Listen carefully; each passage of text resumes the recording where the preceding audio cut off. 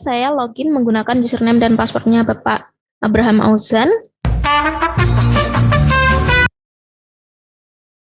Nah, di sini tadi berita yang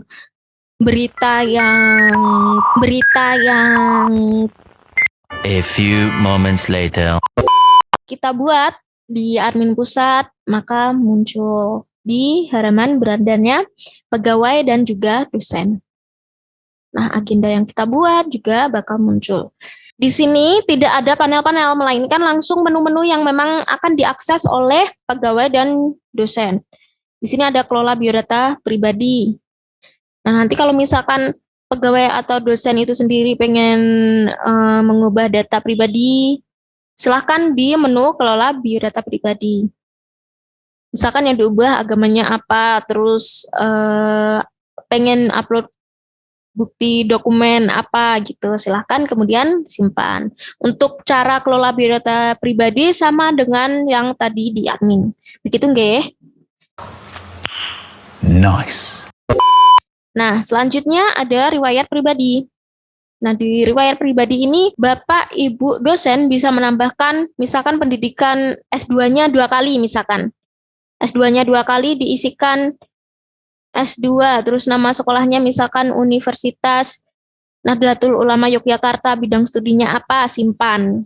Seperti itu.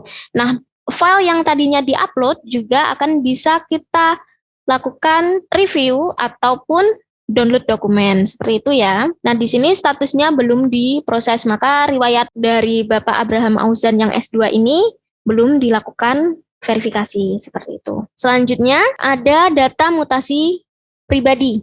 Nah, di menu data mutasi pribadi di halaman pegawai ini, pegawai hanya bisa melihat.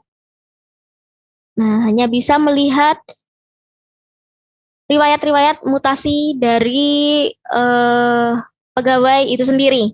Jadi tidak bisa melakukan ubah atau hapus seperti itu ya. Jadi aksesnya hanya untuk melihat.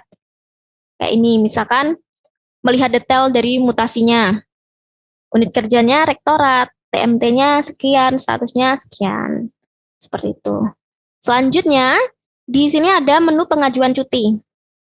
Nah, di pengajuan cuti ini kita coba ya, klik buat pengajuan.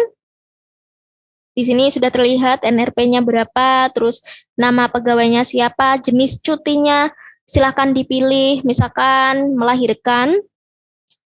Nah, dipilih juga pimpinan pegawainya siapa, dari Bapak Abraham Auzan, pimpinan pegawainya siapa, kemudian atasan pimpinannya siapa, silakan dipilih. Kemudian karena melahirkan maka tidak 1 hari atau tidak 2 hari, maka sesuai dengan request kita buatkan rank tanggal. Nah, tadi kan kita sudah coba untuk mengisikan hari libur ya. Kita mengisikan hari libur tanggal 2 Februari. Kita coba pilih tanggal 2 Februari, maka tanggalnya terhide ya atau tidak nampak kayak gini berarti libur. Maka tanggal ini tidak bisa dilakukan cuti, seperti itu. Di sini ada jenis cuti melahirkan, kemudian rank tanggalnya kita buat dari Januari tanggal 25 sampai dengan Februari tanggal 25. Kemudian alasannya misalkan istri melahirkan, seperti itu, klik ajukan. Nah, nanti pengajuan cuti dari Abraham Auzan akan muncul di masing-masing pimpinan pegawai dan atasan pimpinan pegawai. Seperti itu. Maka di notifikasi pimpinan pegawai dan juga atasan pimpinan pegawai akan muncul seperti ini. Nah, kita coba, tadi saya sudah buatkan sampel di approval cuti pimpinan. Nah, ketika Abraham Auzan merupakan pimpinan dari suatu pegawai, maka akan muncul notifikasi di sini. Ahmad Aditya MSC mengajukan cuti. Ketika diklik, maka akan mengarah ke link yang dituju.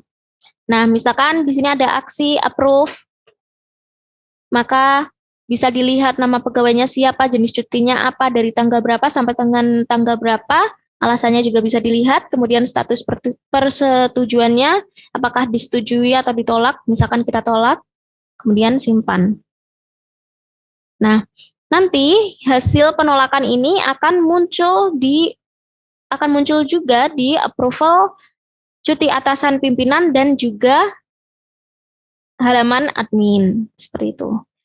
Nah, di sini kan ini hanya sampel saja. Di sini kan tadi pimpinan melakukan penolakan ya. Nah, maka saatnya melakukan approve atasan pimpinan, apakah melakukan penolakan juga atau disetujui, misalkan ditolak juga, maka simpan. Itu kita buka dulu halaman admin pusat. Sebentar.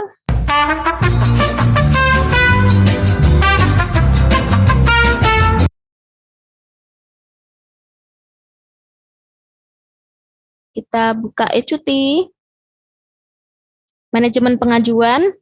Nah, atas nama Ahmad Aditya MSC, approval dari atasan ditolak, approval dari pimpinan ditolak, maka apakah admin ESDM UNU melakukan penolakan juga atau disetujui? Maka silakan diklik approve, kemudian status persetujuannya silakan dipilih disetujui atau ditolak, misalkan ditolak, simpan.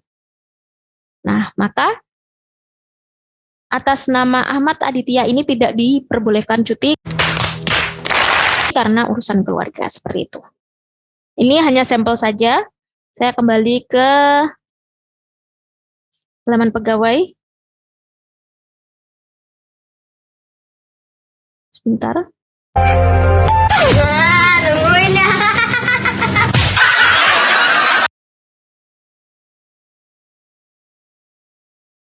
Nah, untuk pengajuan cuti, approval cuti 3 level sudah kami sesuaikan dengan request ya.